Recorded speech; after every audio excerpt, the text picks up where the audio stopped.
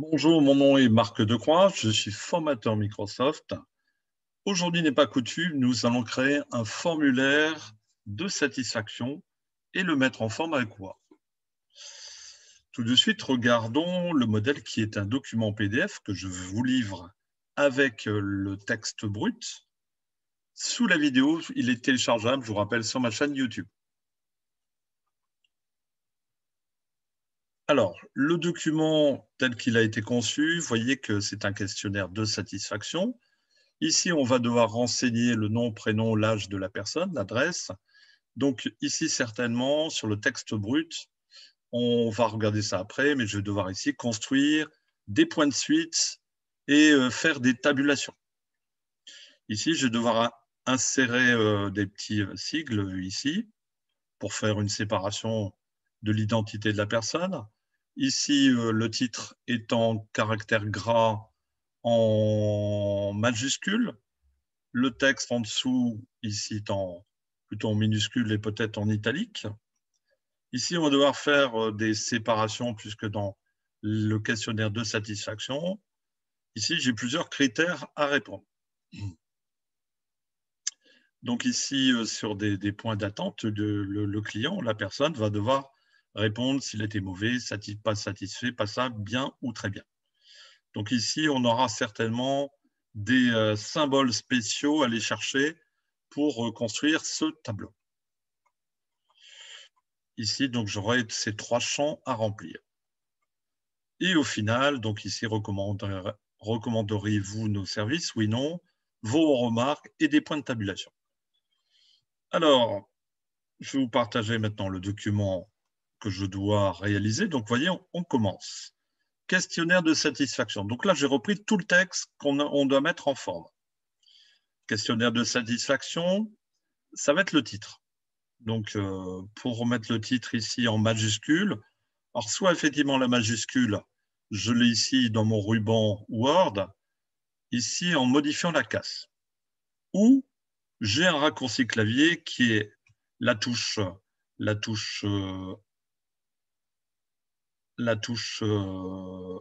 Maj.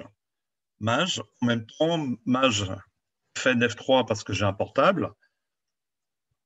Maj fait F3. Et donc, là, j'ai mis en majuscule. Si en même temps je mets du caractère gras, je peux faire aussi CTRL-G, caractère gras. Et puis pour agrandir, là je peux peut-être faire aussi un majuscule qui est CTRL-Maj et le signe supérieur. Donc on va faire CTRL-Maj et le signe supérieur pour agrandir le texte. Je vais le centrer, donc le bouton soit ici centré, soit le raccourci clavier CTRL-E. Donc là, je me suis occupé du titre. Alors, en même temps, pour changer le style de la police, moi j'aime bien le style comics en MS. Vous voyez que ça fait un peu plus cool, c'est un peu moins strict que le caractère gras, droit, rangé, le comics en MS, un peu plus de style. Ici, je vais pouvoir réduire mon en-tête pour remonter un peu le titre, parce que certainement en fin de parcours, on va peut-être devoir rogner pour que tout rentre sur la même feuille.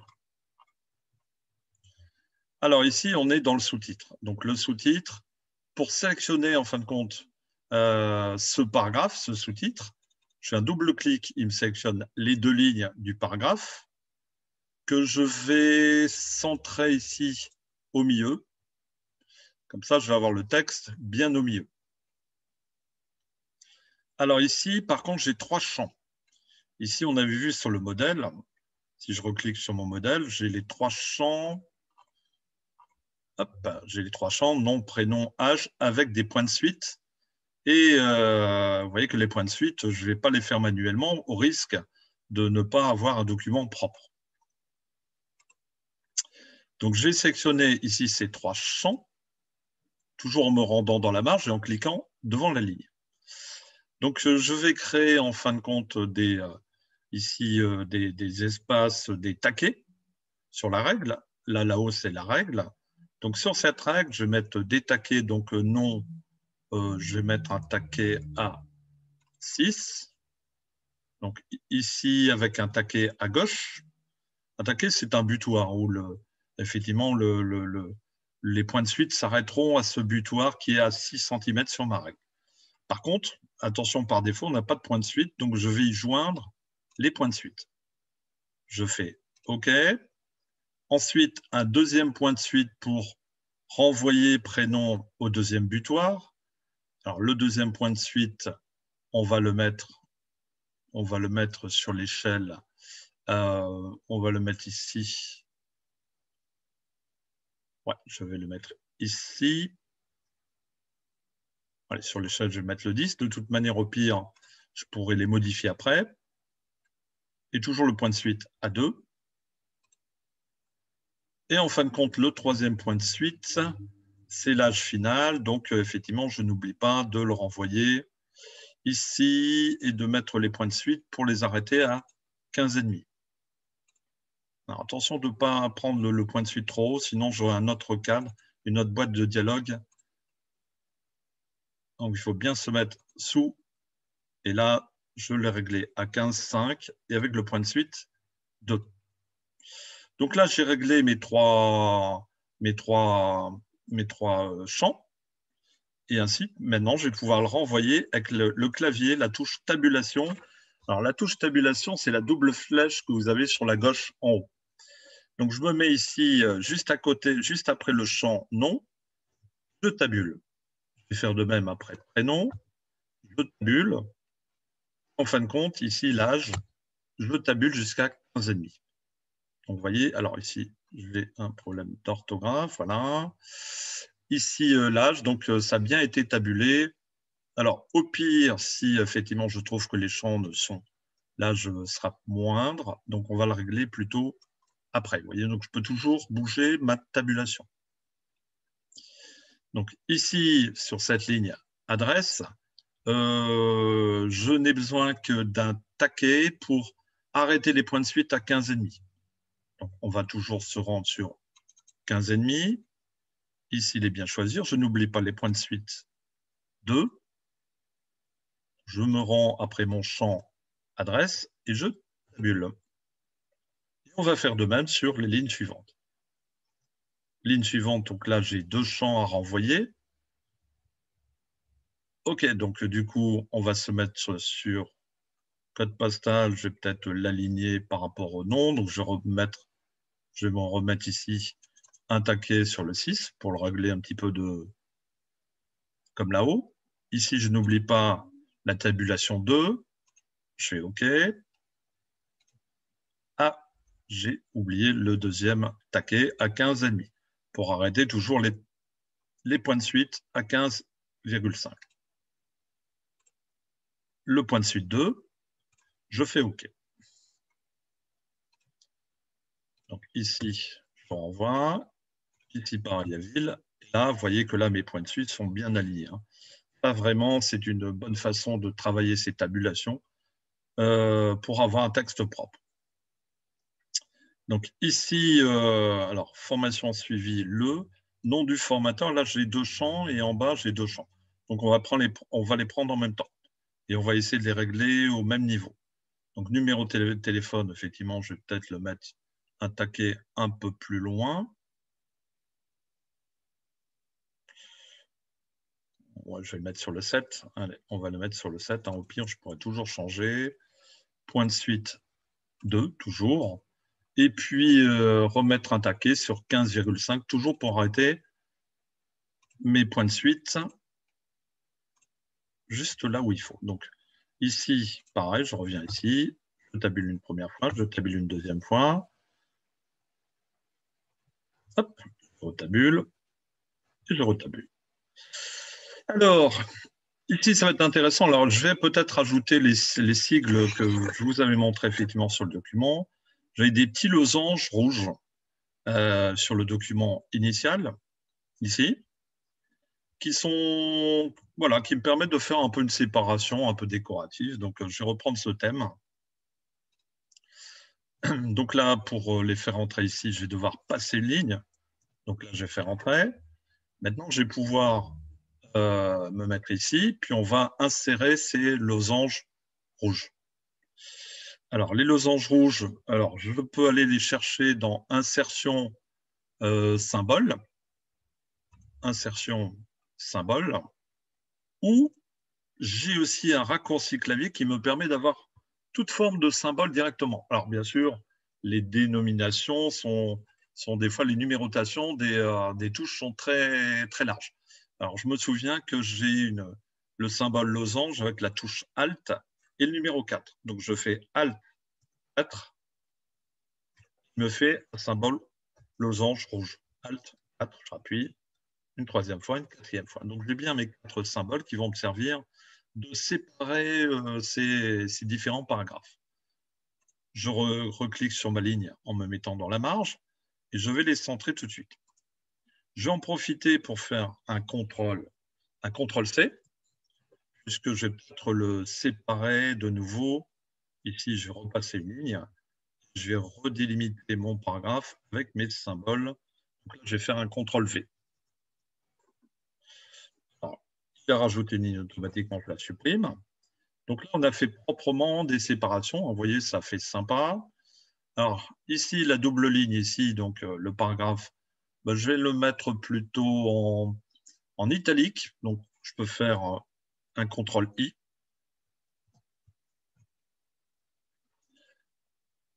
Sympa comme ça. Donc, je regarde un peu mon modèle entre deux, hein, mon fil rouge. OK, on est pas mal. Alors, ici, ensuite, je vais... Ah oui, j'ai des titres, effectivement, pour séparer mes différents critères. Vous voyez, j'ai fait les titres de chaque chapitre. Pour cette feuille de satisfaction, j'ai fait un chapitre pour chaque domaine. Donc, que j'ai mis en vert avec une double ligne en dessous.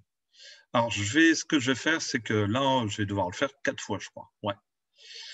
Donc, pour me simplifier la vie, je vais faire le modèle une fois. Donc, je vais sélectionner la ligne ici, la ligne concernée. On a dit qu'on mettait le texte en vert. Donc, je vais prendre un vert, hop, prendre un vert un peu plus voyant. Ici, je peux le mettre en gras pour qu'on le voit un peu mieux.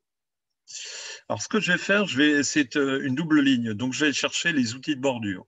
Ici, dans le groupe, je vais chercher les outils de bordure. Je vais prendre bordure et trame. Alors, je vais aller rechercher ma double ligne. Elle est ici. Je descends. Non. Alors, la double ligne, elle est ici plutôt. Ici, je vais prendre celle-ci. Alors, je vais 3 points, les peut-être un peu épaisses. Je vais prendre 2 points et demi, 2 points un quart, pardon. Et puis, je vais la mettre en vert foncé. Voilà, comme je suis sur le ton vert, plutôt mettre un thème vert foncé. Alors, je vois ici dans l'aperçu des bordures que lui, il va me l'appliquer à tout le paragraphe, mais il va mettre un cadre. Alors, moi, je ne veux pas un cadre, je veux qu'une bordure inférieure. Donc, je vais enlever la bordure supérieure, enlever la bordure gauche, enlever la bordure droite pour ne laisser que la bordure inférieure. Voilà, donc là on est bon. Maintenant que j'ai fait ce modèle, je ne vais pas le refaire 4 fois. Donc du coup, je vais aller chercher un outil qui était intéressant dans Word qui s'appelle reproduire la mise en forme. Alors, je vous rappelle que cet outil, il est aussi dans le presse-papier d'Excel. Alors, si j'appuie une fois sur le bouton, ça ne marchera qu'une fois. Comme j'ai 4 fois, je dois le reproduire encore 3 fois. Donc, du coup, je vais faire un double clic. Alors, quand je reviens sur ma feuille, vous voyez que là, c'est devenu un pinceau. Mon curseur, vous voyez, il se transforme en petit pinceau. Alors, attention de ne pas cocher, de cliquer n'importe où. Donc, je vais descendre sur mes lignes. Alors, concernant la qualité, donc ça c'est un autre compartiment. Je clique devant, le troisième et le quatrième. On est pas mal. Vous voyez, donc on a bien avancé. Donc, le document, il est pas mal. Ah, je n'oublie pas d'enlever une fois la reproduction, sinon je risque d'en mettre partout. Alors ici encore une faute. Il me reconnaît une faute, donc continue, virgule, OK. Donc ici encore une faute, on va regarder ça. Donc clic droit dessus. OK, je corrige un peu ces imperfections qu'on pourrait avoir. Alors, ici dans mon document, qu'est-ce que je dois faire? Donc, ah oui. En fin de compte, ici, on va devoir des critères, les mettre ici, et puis remettre ici des symboles en forme de petits rectangles pour mettre mauvais, pas satisfait, pour mettre les appréciations. Donc, du coup, alors, je pourrais faire une tabulation, hein, je pourrais très bien faire des tabulations, mais ça va être un peu laborieux. Alors moi, ici, je vais compter le nombre de colonnes que j'ai besoin et le nombre de lignes. Moi, je vais introduire le tableau. Donc ici, ça me fait 1, 2, 3, 4, 5, 6 colonnes sur une ligne, 2, 3, 4, 5 lignes. Donc 6 colonnes et 5 lignes. Donc du coup, je vais retourner sur mon document. Alors, je vais avoir besoin de place, donc je vais bouger un peu tout ça.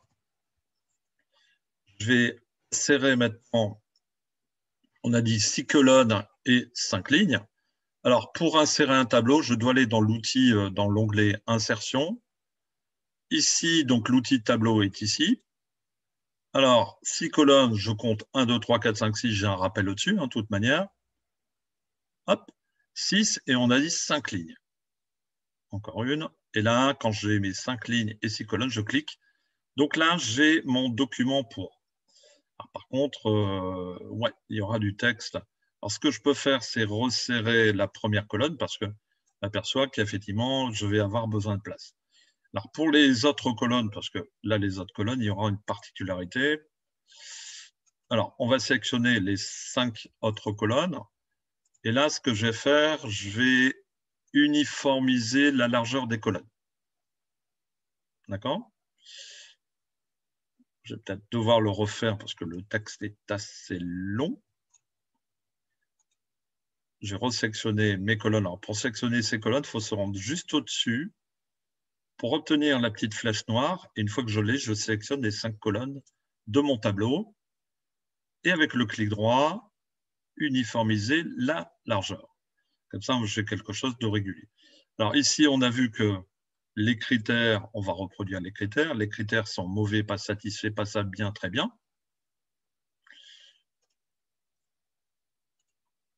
Alors, mauvais, qu'est-ce qu'on a dit? Donc, mauvais, pas satisfait, pas satisfait, passable, bien,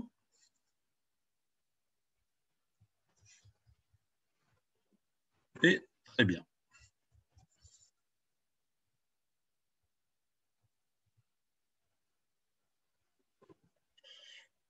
Hop, très bien. OK. Alors ici, maintenant, j'ai mes critères à rentrer. Donc, mes critères, on a attente, on a ça. Donc, les critères, je dois le rentrer dans mon tableau. Alors, ce que je vais faire, c'est pas le recopier.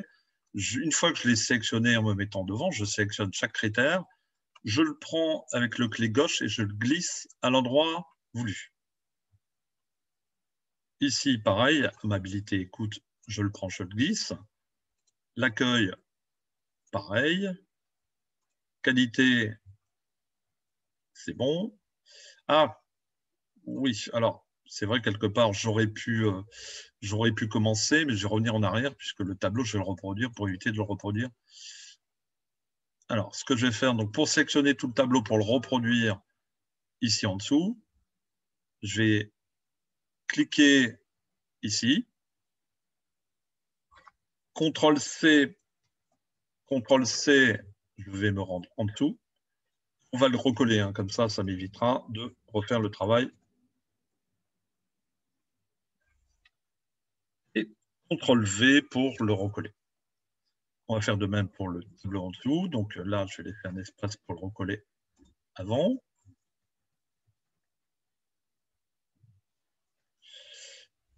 CTRL-V. crois que j'ai terminé. Voilà. Donc là, effectivement, je peux refermer un peu les espaces. OK. Donc là, on est pas mal. Comme ça, j'ai recollé les tableaux. Maintenant, on n'a plus qu'à déplacer mes critères.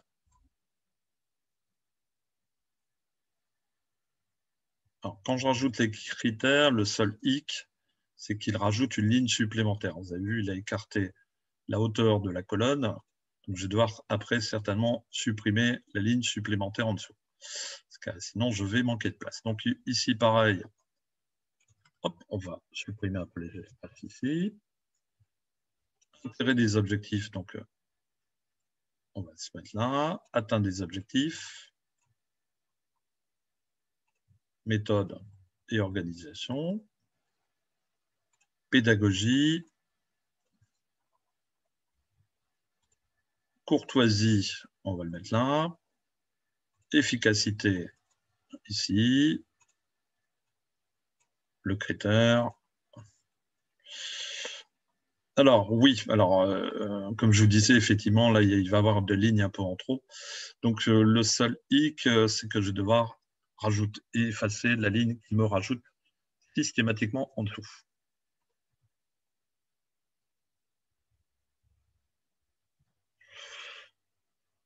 Alors, mauvais, très bien, tout ça. Là, ça n'a pas lieu, ça, je l'efface. On est pas mal. Donc là, encore une ligne en trop. Alors, ici, je vais peut-être rogner encore, on verra un peu si j'ai encore de la place. Je supprime les lignes supplémentaires. Regardez comme ça si tout mon tableau rentre.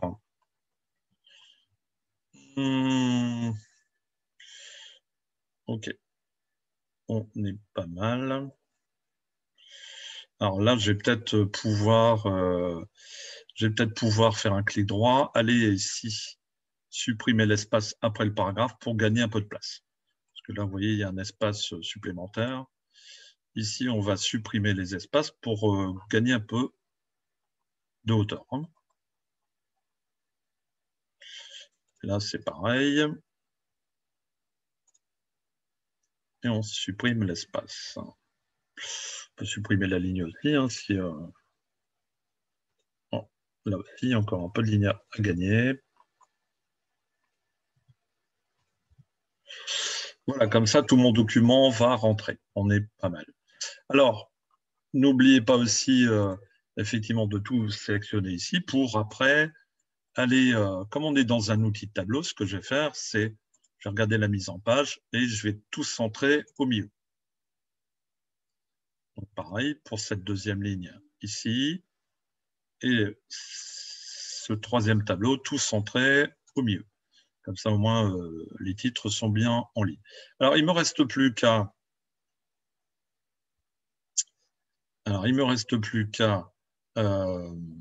Ici, il y a un mot qui ne rentre pas. Alors, je vais essayer de tricher un petit peu. Alors, il y a un mot qui dépasse. On va essayer de diminuer l'écriture. Voilà. J'écris un peu plus petit pour que ça rentre bien dans le cadre, pour éviter de déformer tous les tableaux. Alors, ici, on va insérer le symbole. Donc, insérer le symbole, c'est ici, insertion. Le symbole, il est ici. Le losange, il est là. Alors, ici, c'est mes derniers symboles que j'ai utilisés. Si vous ne trouvez pas le losange, ici, le grand carré, il sera disponible dans les autres symboles et pour la police d'écriture qui s'appelle Wingding. Donc, je vais le prendre ici, je le sélectionne. Ainsi, maintenant, je vais le prendre.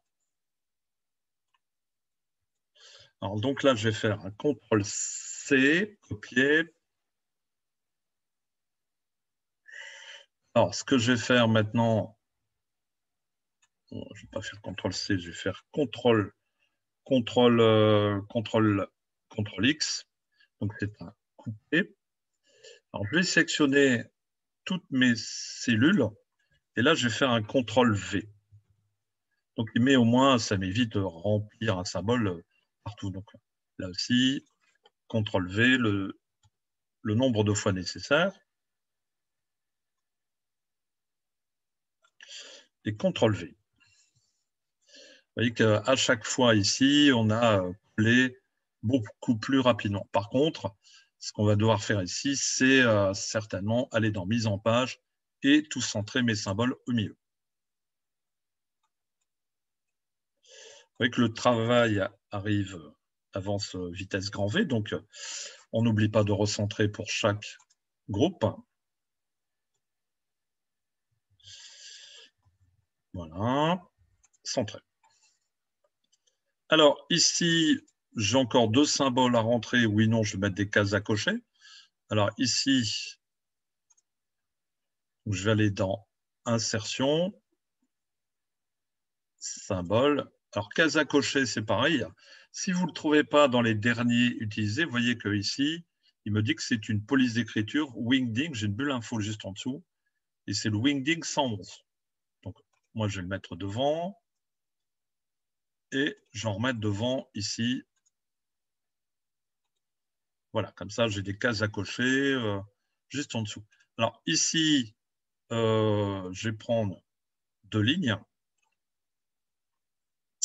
On va revenir ici dans la tabulation. Ici, on va mettre une tabulation à 15,5 avec un point de suite jusqu'au bout, au cas où la personne a un commentaire à remettre.